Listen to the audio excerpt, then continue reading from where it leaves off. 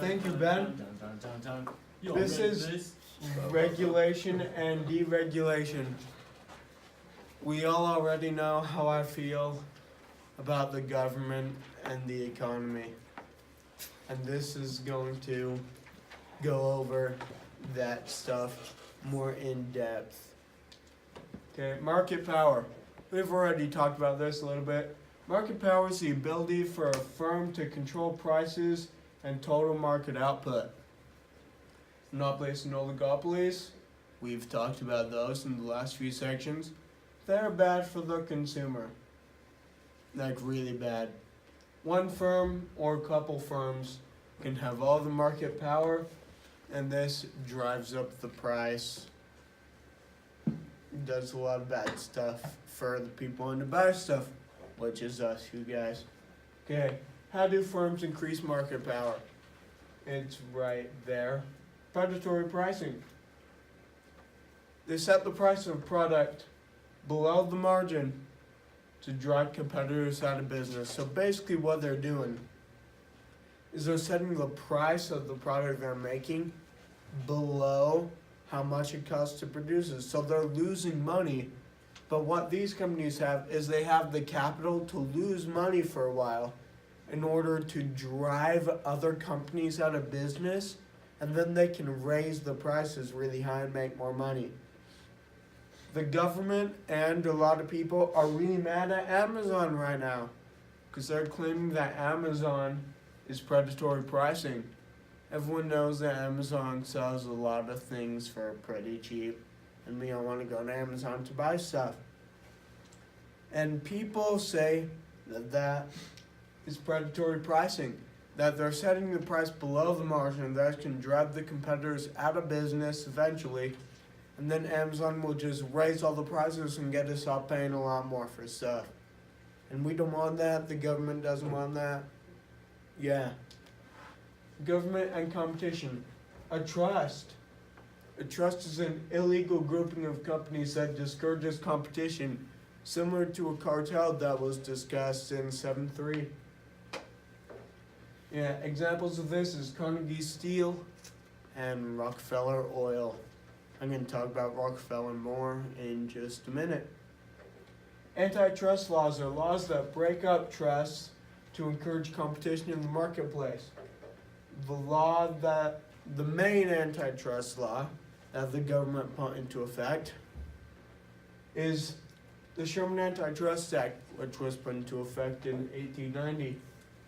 It's outlawed mergers and monopolies that limit trade between the states.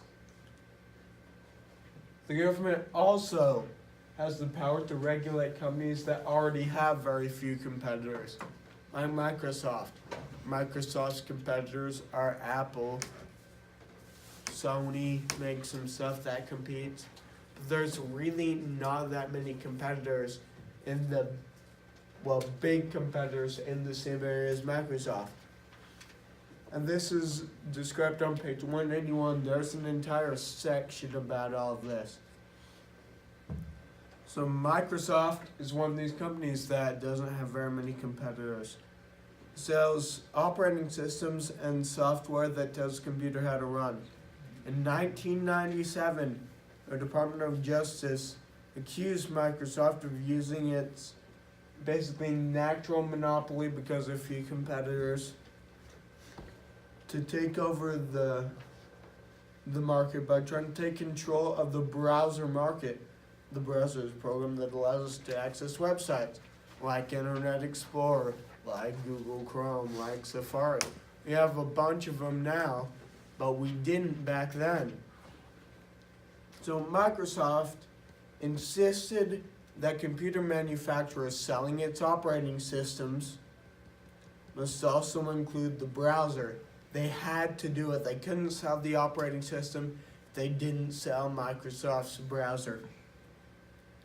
The government accused Microsoft of predatory pricing because the company gave away its browser for free, which is a policy that would ruin the other browser company at the time called Netscape. What even is Netscape? None of us know, because Microsoft was doing this. Microsoft's power in the one market, the operating systems, that market, their power in that market destroyed the other company that was wanting to sell browsers and basically gave it an unfair advantage in another market. Microsoft argued that the browser was part of the operating system and that it couldn't be sold separately. So they said that that operating system had the browser as part of it and they had to be sold together. So what the government did was in 2001, Justice Department of Microsoft, they reached an agreement to settle the case, saying that Microsoft could link its browser to its operating system, but it could not force computer manufacturers to provide only Microsoft software. So basically, Microsoft could still do what they were doing, only providing their browser with their operating system. But what the government said Microsoft couldn't do was force computer companies to only put in the Microsoft browser. They couldn't force that to happen. Breaking up monopolies. In 1911, the government used the Sherman Antitrust Act to break up two monopolies. John D. Rockefeller's Standard Oil Trust. See, this man was so confident that he didn't even try to hide that what he was doing was illegal. He literally called it the Standard Oil Trust. By the way, trusts are illegal. He didn't even try to hide this thing. And the American Tobacco Company. The government split that into two competing companies or firms. By the way, Rockefeller and Carnegie are really interesting to talk about. I could go on forever about these guys, partly because they were just such good businessmen, and they made so much money, just so much money, you guys. Okay, no one today, like the even numbers of dollars, people today have more money. But what the money was valued at, no one today's even close to what Rockefeller and Carnegie got to. Not even close. Basically, throughout their whole lives, the two of them were competing to who could make more money and have more money. Then when they died, they both competed to see who could donate more money. And they donated billions of dollars. And the money they donated then is worth trillions of dollars today. If they had the same value as today's money, they would have been trillionaires. They had so much money, you guys. It's unreal. Okay, in 1982, this one's less important because Rockefeller's pretty awesome, but the government broke up the American Telephone and Telegraph, AT&T. Okay, no one calls them the American Telephone and Telegraph. They broke up AT&T into 7 regional phone companies. I don't know why they did 7, they just did. 3 of them were Bell South, US West, and Pacific Bell, and then they broke them up into 4 more. AT&T legally had a natural monopoly in local telephone service. There just wasn't enough people providing that service. So what AT&T was doing wasn't illegal. It was natural and fine.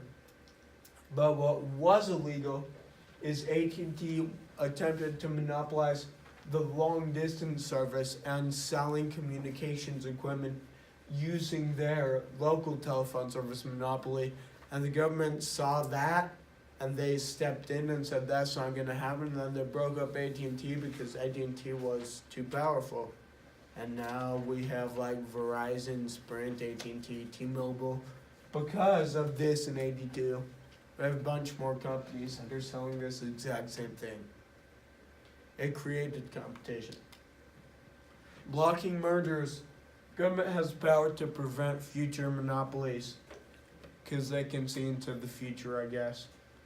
The government does this by blocking mergers that would reduce competition and raise prices. A merger, by the way, it's in bold. If it's in bold, 99% chance it'll be on your quiz, okay guys? It's in bold. Merger is when two or more companies join to make a single firm. Like, we know a lot about this. Bass Pro and Cabela's literally just did it. And by the way, the FTC, the Federal Trade Commission, was this close to blocking that merger. It got really close. The only reason the merger wasn't blocked is because Bass Pro they said that companies like Dick's Sporting Goods sold enough hunting equipment to make the Bass Pro and Cabela's merger not a monopoly. And the government was like, okay, we see your point. These other smaller companies do just enough business to keep this from being a monopoly. And then it was let happen, which sucks for all of us. Yeah. In 2000, the Federal Trade Commission, the FTC, by the way, I know what the FTC stands for, you guys. It'll be on your quiz. It's important. It's the organization that does all this stuff. In 2000, the FTC approved the merger of America Online and Time Warner, but they do this sometimes, and they actually do it a lot. They only allowed the merger to happen with conditions designed to ensure consumer choice. So I don't know exactly what the conditions are. The book really doesn't know because it doesn't tell us. But there are some conditions that ensure the consumers have choice to still go elsewhere. I don't know what that is. In 2002, you have to see block the merger of Libby and Anchor Holding because it dominated too much of the market. I don't really know what Libby or Anchor Holding does, but apparently they would have monopolized the market and the government didn't want it. Deregulation, the best part. Deregulation is the removal of some government controls over the market. In the 70s and 80s, Congress decided that some government regulations were reducing competition, which is always true in my opinion. Government deregulated, and I would know at least 3 of these, you guys. There's 6 of them. I would know 3. It's not in bold, but it's going to be on your quiz. Government deregulated the airline, trucking, banking, railroad, natural gas, and television broadcasting industries. Government eliminated many price controls and barriers to entry. Guys, the government they're really letting these things do what they want. And in my opinion, that's exactly what the government should do. Critics say that government efforts to regulate industries have caused inefficiencies. Critics are the best. I totally agree with what you're saying. These regulations that the government puts on industries, in some instances, we see evidence of it creating inefficiencies in the industry. When there are limits on what an industry can do, the industry doesn't put all their effort into coming up with and producing more complex and advanced things because the government would regulate it and not allow them to do what they want.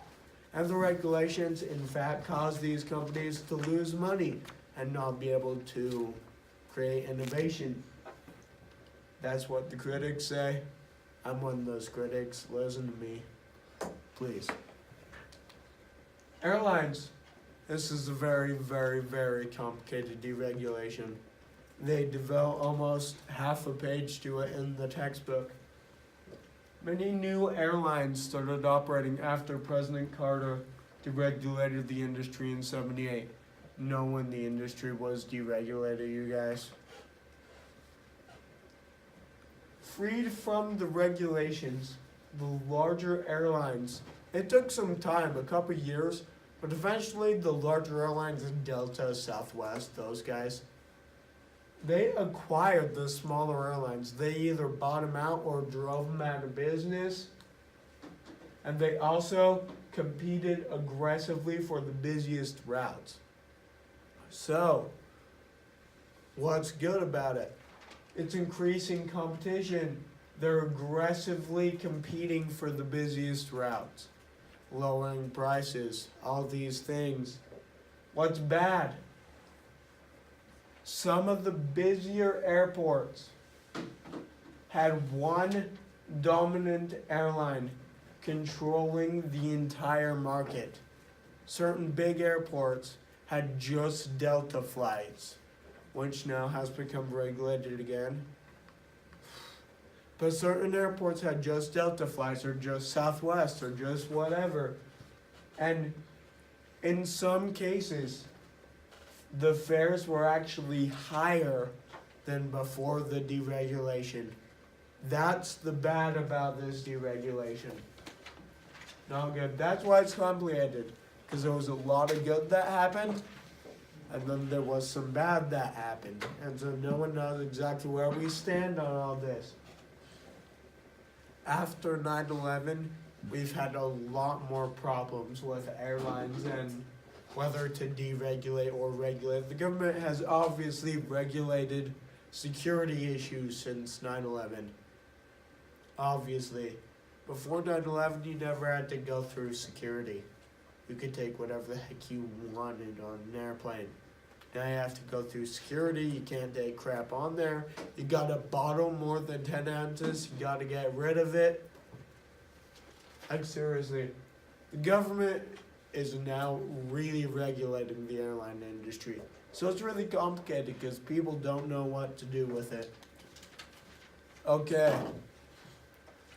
Barbara's going to give you some time to work on your questions in the book, Up to Critical Thinking, and your questions on the back of this packet. And I'm going to go over them after you have like 10 minutes to work on them. Okay.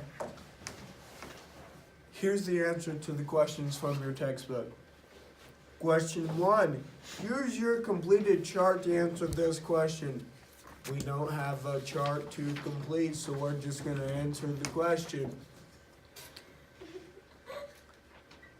When does the government regulate competition? When one firm or a couple firms control too much of the market and causes an increase in price. The government comes in and splits up trusts to create more competition. Leave them alone, government, okay? My rant is the government needs to stay out of the free market because it's the free market, not the government-controlled market. I would rant, but it would take way too much time. So, question 2. Name a company that has a lot of market power today. Why do you think it has so much market power? Do you think this is fair? Why or why not? Guys, I talked about this at the beginning of the thing. Here we go all the way back to Amazon and market power. Name a company with a lot of market power. Amazon. If Plumber can come up with any more, he will talk about it with you for a little bit. Companies with a lot of power in the market. Amazon is my example. Why does it have so much market power? Because the prices are so low. Predatory pricing. People claim Amazon's doing predatory pricing, setting the price below the margin to drive competitors out of business. That's illegal, you guys.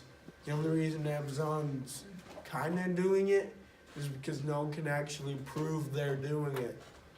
Do you think this is fair? I don't know, do you? I personally think it's fair. If Amazon's business model is good enough to drive other companies out of business, they should be able to go ahead and do that. Please, government, let them do what they want. But you guys formulate your own opinions. That's an opinion one. Don't listen to me if you don't agree with me, even though I'm totally right. Okay, why or why not? Explain it. Okay. Key terms and main ideas. Question 3, how does predatory pricing hurt competition? Predatory pricing is setting the price of product below the market and drive competitors out of business. This bottom line, drive competitors out of business. When a company predatory prices, there's gonna eventually be less competition because, keyword, competitors go out of business, okay? That's why predatory pricing drives competitors out of business. What is the purpose of antitrust laws? In my opinion, there is no purpose, but for the use of the question, purpose is to break up trust and encourage competition in the marketplace. Yeah, I hate it. Okay. How did the Sherman Antitrust Act affect monopolies of Standard Oil Trust and American Tobacco Company? Easy. It's on this side. It broke them up into competing firms, you guys. Basically, it took a company that Rockefeller had built, and it was like, screw you, Rockefeller, and split it into multiple companies. And Rockefeller lost a lot of money. I hate the government. Under what conditions will the government approve a merger? When the merger doesn't reduce competition and raise prices. This almost happened with Bass Pro and Cabela's. But they proved they liked export goods and other hunting fishing stuff. Had enough of the market that there was still competition and prices would not go up. Last one in the book. How did deregulation change the air travel industry? At first, there were a lot of new airlines. A lot. Then eventually, they got bought up or driven out of business by the big guys. And in many places, this created increased competition and created lower prices. My point exactly. When the government comes in, they do bad things. And when the government gets out, increased competition, lower prices. So yeah, that's how deregulation change the air travel industry. Right there. Packet time, you guys. Why are monopolies and oligopolies often bad for the economy? Going back here. Monopolies and oligopolies are bad for the consumer. One firm or a couple can have all the market power. Plumber is going to talk to you about how do firms increase market power. He's going to explain predatory pricing, even though I've explained it a little bit. Predatory pricing is a complicated issue. Sometimes can't really prove that it's happening. Why are monopolies and oligopolies often bad for the economy? Question? Because they control the prices. They do what they want. Because there's no competitors, they can do whatever they want. So they raise prices. Why are they bad? Prices go up. There are two ways in which the government protects competition. Antitrust laws. They break up trust to encourage competition. And they block mergers that would reduce competition and raise prices. So those are two things, antitrust laws, blocking mergers. What are two examples of monopolies that the government has broken up? Rockefeller's Standard Oil Trust and American Tobacco Company. Or you could always go with your American Telephone and Telegraph, AT&T. What are three examples of industries that the government has deregulated? Like I said, know 3 of them because it's going to be on your quiz, and I guess it's in the packet. It's right here. Airline, trucking, banking, railroad, natural gas, and television broadcasting. Pick 3 random ones of those and write them down on this paper. And pick 3 of them and memorize them for the quiz. How has deregulation affected cable television? Who knows how much cable costs? It's really expensive, isn't it? Everyone complains about cable companies being super expensive. When the government deregulated cable television, it got super expensive. And a lot of people say, oh, the government needs to re-regulate, it's bad for the consumer.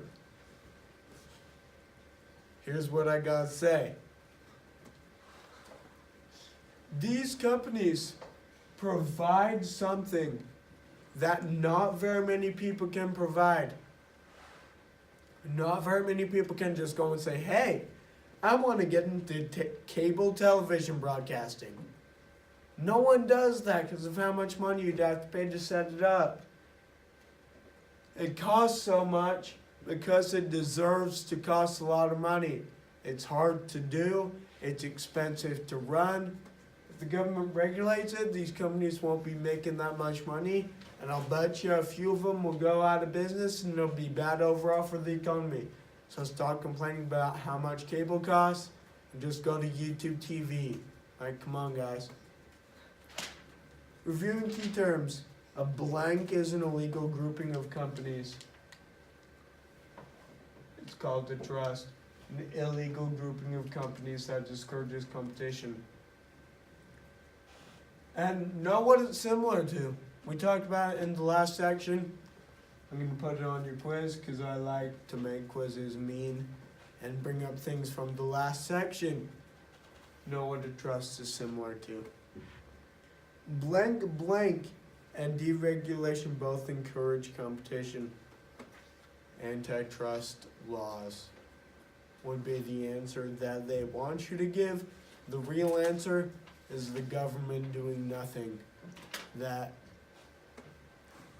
improves competition. In my opinion, book disagrees with me.